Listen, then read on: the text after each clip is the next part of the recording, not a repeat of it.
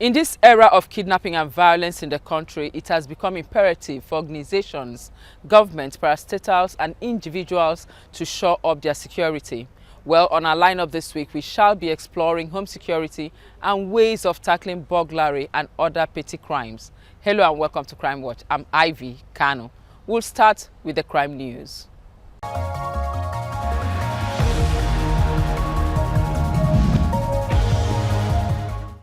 The Nigerian Security and Civil Defense Corps says it will not relent in its effort to tackle crude oil theft in the Niger Delta. This was made known at the parade of 8 suspects arrested for different offences in Rivers State within the past 1 month. The State Command says its officers have continued to detect new methods used in transporting suspected stolen and illegal refined petroleum products. And with the cooperation of residents, the NSCDC says the menace is being reduced to the barest minimum. Kaduna State is recorded as having the highest number of kidnapper suspects arrested by the police. The Inspector General of Police Mohammed Adamu says the national crime profile indicates a significant increase in the number of suspects arrested since the 1st of April. The police chief, in a meeting with senior officers from the rank of commissioners, stressed the need to take a second look at the crime-fighting strategy of the police. The essence of this conference, therefore, is to challenge you all as strategic police managers at the field operational level to build on the solid foundation already laid with the launch of Operation Fopada and strengthen this crime management framework in your respective commands. Following its launch about a month ago, Operation Fopada have been replicated in all the states in the northern part of the country and in most states in the southern part, and feedback on the achievement of the initiative have been encouraging.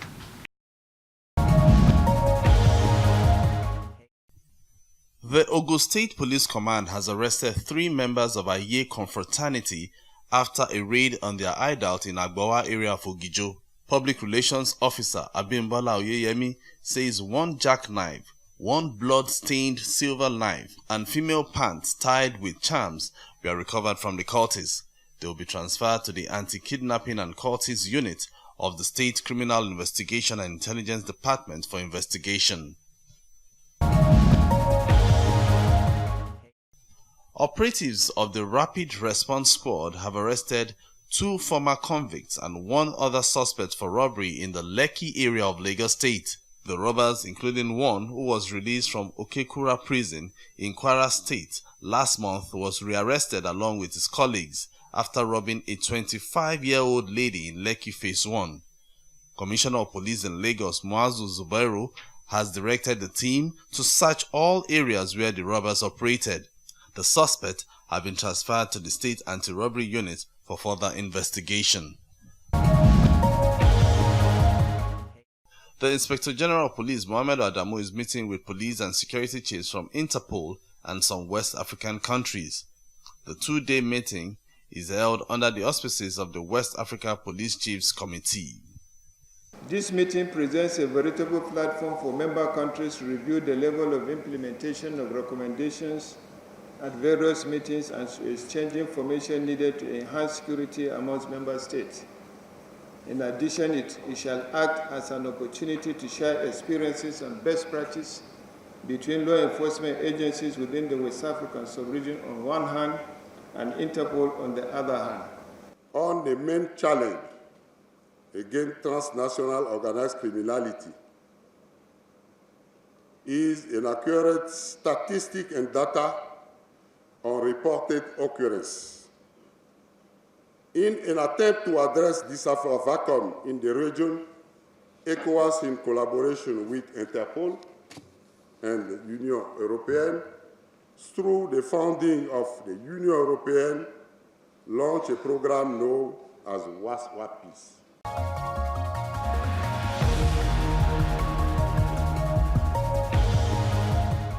Our first big story takes us to Adamawa State, where bandits have been ravaging communities. Here at the village square, grieving over their predicaments are survivors of the attacks of Bolong in Demsa local government area of Adamawa State. Some try to salvage what they can from their houses razed by suspected insurgents in the midnight attack. Sharing their experiences with TVC News, they say their village came under heavy attack at about 10 p.m.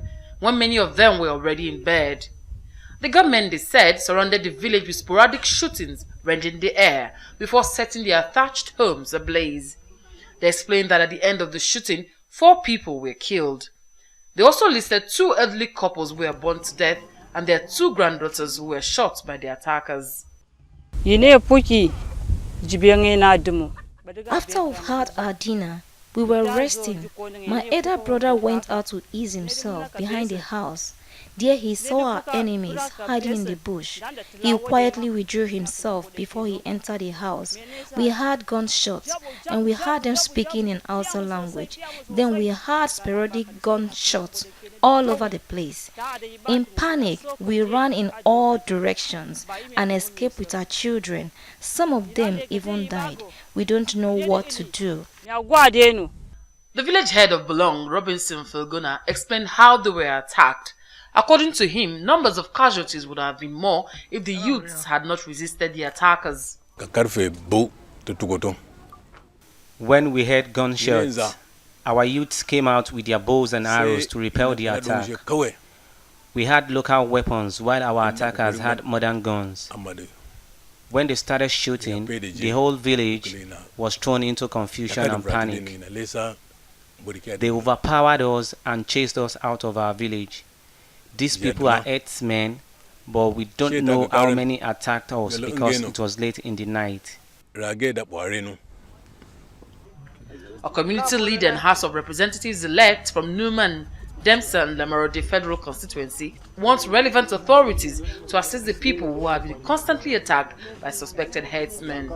This view is shared by other political leaders. Every human being with a heart will be weeping for my people. For no just cause for this community to be attacked. 90% of the whole village razed down. 2 elderly men burned in their house. 2 children shot dead. What is this country turning into? And we have a government, and we have a system, and we have security agents. From that village to the main road, it's just a distance of 3 kilometers. And there is a military checkpoint. This is not the first time. I think it's the 3rd time Bolon has been attacked. And whenever such thing is happening, we'll alert the security. Yet the security will not take any action until when such lives and property have been destroyed and you find out they are coming just to showcase maybe their weapons or whatever. But honestly, it's just unfortunate. The security men and the government are not in their duty post as to what I'm seeing here. And my appeal to the government of the day is to come to the aid of these people immediately. The police public relations officer, Uthman Abubakar, said the police have been informed of the situation but were yet to get details of the attacks. Farming communities in the 2 local government areas, similarly in the bondage of suspected herdsmen, are calling on government to intensify efforts towards restoring security of life and property to the area. On our interview segment, we made a stop at a security consultant's office to discuss home security and safety.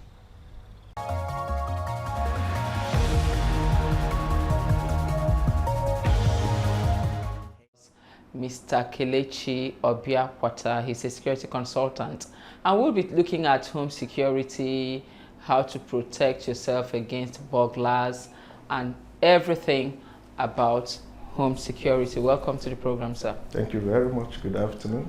Now we have so many people. You have homes where all they do is just a security man that guards the whole of the street. Now, what exactly is home security? Home security is the aspect of security whereby you protect your home against burglary, against thieves, and against criminals. And there are various ways to do this. First of all, the design of the home is very important, the house where you live. if you have security intentions to protect your home, even after constructions, there are ways you can do that. You can do that through the design that you put in place. Commonly in Nigeria, we have just the gates and the walls. And the gates are iron steel gates that are also top protected on the top by American razor wires, or what we call concertina wires. And of course the walls are there made of cement or blocks and also topped up as the case may be. But beyond the gates and the walls, there are other things that are very important and absolutely important to protecting our homes. When we talk about CCTV cameras, people pay lip service to it. Extremely important. People also take it as a status symbol. Okay, I built a new home, I have CCTV cameras. But the functionality of these cameras, they don't really bother about it. Cameras are the in thing today. If you look around the world where security is serious, where crimes are nipped at the bud, you see that what did the job are cameras. And there are various types of cameras. But most importantly, before we install cameras, we need to ask basic questions. What will this camera do for me? Why am I installing this camera? What's the objective behind this camera? Is it just to see people coming in or going out? Is it to have a few view of whoever that comes in and go out? Or is it to identify? Because one thing is to see that a lady walked in and a lady walked out. Can you identify that lady or that man? But when you talk about identifying, is it not positioning of the camera? That's part of it, but even if it's properly positioned and it doesn't have the qualities, it may not identify. You can see that somebody came in and somebody went out. So cameras, from the planning, from the systems, the computer systems, the transmission systems, and the camera itself. So they have to synchronize, they have to agree and be worthy enough to be able to do the job. That's part of it. Another thing is, once you have these cameras, there is another aspect of it which is very important, and maybe where the cost is, where you now record the incidents that happen. The technicians or the engineers who install cameras, should be able to tell you, what to record and what not to record. Whether you record motions, because sometimes in the homes, when people have gone away, everywhere is still, nothing is happening. The camera is just watching, So you can say, okay, if there's any motion, record it. So you set the camera. But you also have to look at the storage capacity. That's another important thing, the storage capacity, because as the camera is recording, it's taking storage space. So that has to be taken into consideration so that you don't have a small storage where there's an incident, your camera recorded, but it won't be able to store it because your storage system is filled up. So when people want to go into CCTV as a security measure, these are some of the considerations so that at the end of the day you get it right. So that whether you're there or not, your camera is doing its work. When you come back, you can play back what happened, especially when there is an incident. You can play back and see exactly what happened. But my emphasis on camera is this. Many people today, especially the middle class who have homes, personal or private homes, they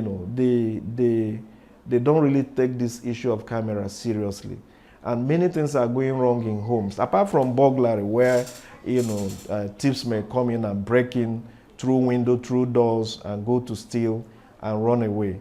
There are things that happen in the homes that are of serious security implications, especially when people have children and when they have mates. Okay? One, you need to, even when you are brothers, your relations are living with you. We've had instances these days where relations have caused death and harm to their own relations that is, providing accommodation, and lodging for them. So that's why camera is very important, that we must have cameras in our homes. And these cameras, we must make sure, these days technology has helped so much, where you can watch your home from your office. From the office. You don't even need all the... from your phone. Fine. You don't even need all the recording, because that would take a lot of space. So you can see it as, it's happening, So those are very important that, those who have homes, even if you are renting a home, where you're staying, as long as that's your board, and that's where your family and your children are, it's very important that this camera issue is treated with serious importance, because that's the only way you can know what happened in your absence, exactly how it happened, without hearsay.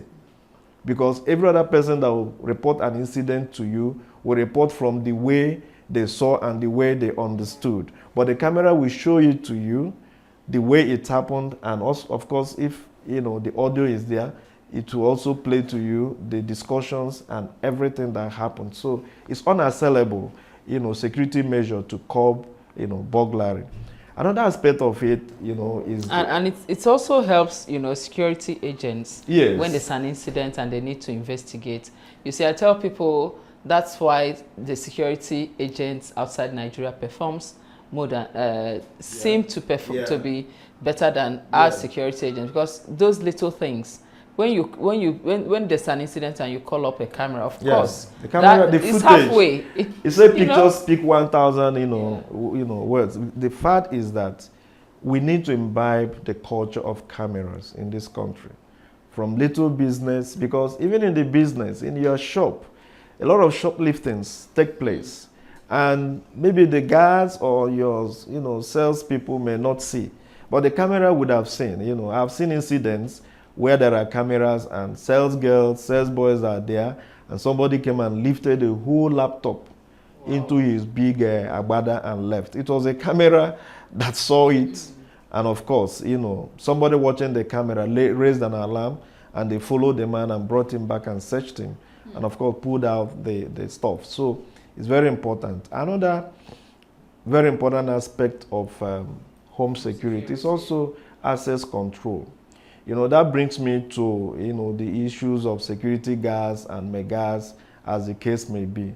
Most Nigerians, or some Nigerians, because some are becoming very enlightened, think that the old school security system called megads, where you use malams and other people that are on trend, and, pay them peanuts and put them, they are your security guards, they are your washermen, they are your car washers, they are your errand boys, and of course, they have a mini shop around where you can buy milk and sugar and things like that. So people enjoy such courtesies from malams, and they rely on them as the most efficient way of private security guards, But maybe because they are cheaper. Maybe they are cheaper, and maybe they don't go nowhere, no leave, no transfer. There is no shift duty. They are there 24/7. They sleep there, they wake up there. But notwithstanding, I think that is in the past. The modern security private companies are providing, security and leadership and information for people, because people are going to school. People are becoming professional. They are getting enlightened and more informed about the current the current dynamics in our security situation, like the issues of terrorism, gang robbery, raping, and all that. A modern trained security guard understands that, and the threats around the environment. Okay, but the megad do not know. So people are taking a lot of risk hiring megads, into their homes and keeping them, living in with them, with their children and all that. I'm not saying they've not done well in the past, but the security dynamics has changed, and people should, go with the trend. They need private security guards that are trained from companies with a lot of integrity and reputation that would protect them, because if anything goes wrong, you come to the company. The company is registered with the federal government. The company have directors. The company have insurance. The company have a lot of things that you can fall back on. Even background checks. Background checks, I'm coming to that. So this idea of using megads, makes it difficult to protect us, because you can fool a megad. Yes. With simple courtesy discussions, you can fool a megad and still have access into the home. But if you have a trained private security guard, you will not be able to fool the person, because questions that will be raised for you, by the time you answer those questions, you know that you don't need to waste your time, you have to go. So access control is very important. And what is access control? Is, the approval, of a person entering into or leaving from an environment or a home, as the case may be. Somebody must be there to say, yes, authorize you to enter. And or, even to leave. Of course, when you're leaving, you can also be authorized or refused authority to leave. If there's any issue, you have to stay and answer for yourself. So access control is very important, and it needs people who understand it to do it, so that homes will not have issues.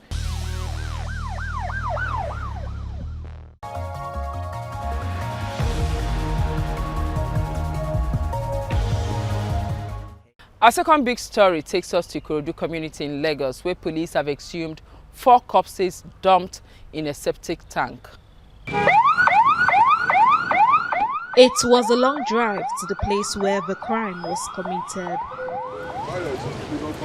Police officers who have been investigating the murder case since it was reported on the 14th of March were undeterred as they walked the suspect to the crime scene. It was an abandoned building.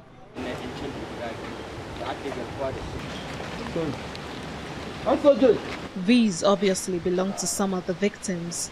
The team walked through as dried blood stains can be seen on the floor. Mayowa Oluwani, aka General, is the leader of the gang that murdered the 2 friends, including 2 other members of a rival group. They collect 3 guns from me. So we are 5 in number that very day that do the kidnapping issue. So after that very hour in the night, so we bring them in this place. And that bros called Pencil, he put them in one motor and he drive them to this place.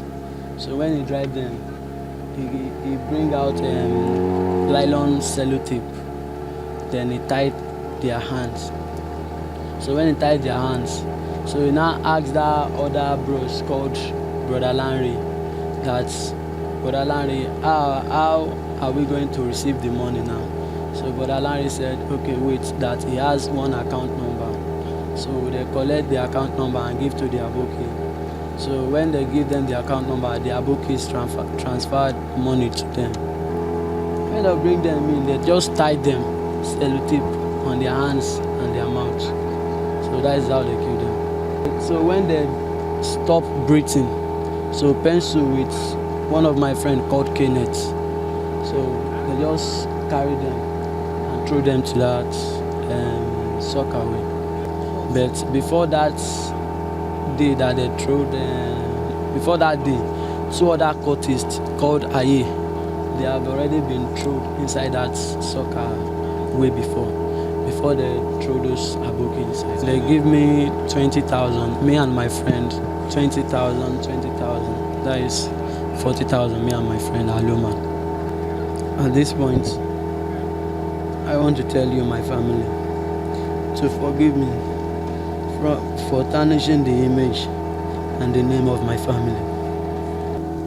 And my twins, I'm sorry. And my advice to every other person, crime does not pay. There is no gain in crime. The son of the Bureau de Change operator speaks on what transpired between his father and the gang. The man is my dad. They called him for transaction. They said they want to change $10,000. They said my dad should come and meet them to do good here. So my dad went with his friend. But the business is not for my dad, because it's my dad that want to pay the money. The man don't have up to that amount. After doing the transaction, they kidnapped my dad and now called him that he should pay 1.6 if we want them to release my dad. Instantly, my brother did the transfer, 1.6, that same night. Since then, we can't reach them, we can't reach their number, we can't reach any of them. After them, now started investigation. Well, the journey started on the 14th of March when we received this complaint that two operators of Bureau de Change were kidnapped by some unknown persons and were taken to a destination that no one could ascertain at that moment. At a point, they were demanding for ransom, and a ransom of 1.6 million was paid. Eventually, their lines went dead and no communication again. We started from there, first to identify the location of those persons that were abducted and to also find those behind that crime. We built on that gradually, and eventually we got 3 suspects arrested. Interrogation helped in unfolding some events. Part of it is what actually happened to those that they abducted. And they led operatives of SARS to this place where we are now and showed them that those guys that we picked, we brought them here, we kept them here, we got the ransom, and at a point they felt that releasing them will reveal their identity, so they decided to kill them and dump them in a septic tank. That is the tank that we are draining the water from now to bring out the remains of those victims, and we are thinking the corpses there are more than the 2 we are looking for, because this is truly a kidnapper's den. It is more than what we thought at first, but this is really a dangerous place that we are looking at the building, and we are looking at more places. We are seeing more clothes. We have found more clothes. That means we are likely to have more victims that were killed in this place. So investigation is ongoing. The pathologist is doing his job.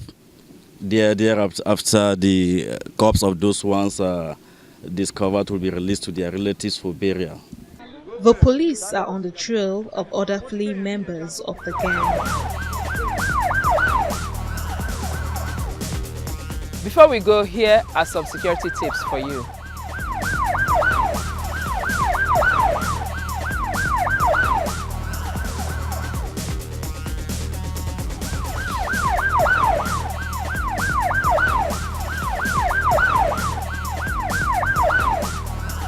Well, with that, we've come to the end of this edition. Do send your comments coming to crimewatch@tvcnews.tv. You can also tweet at me at Ivy Kanu. Do have a crime-free week.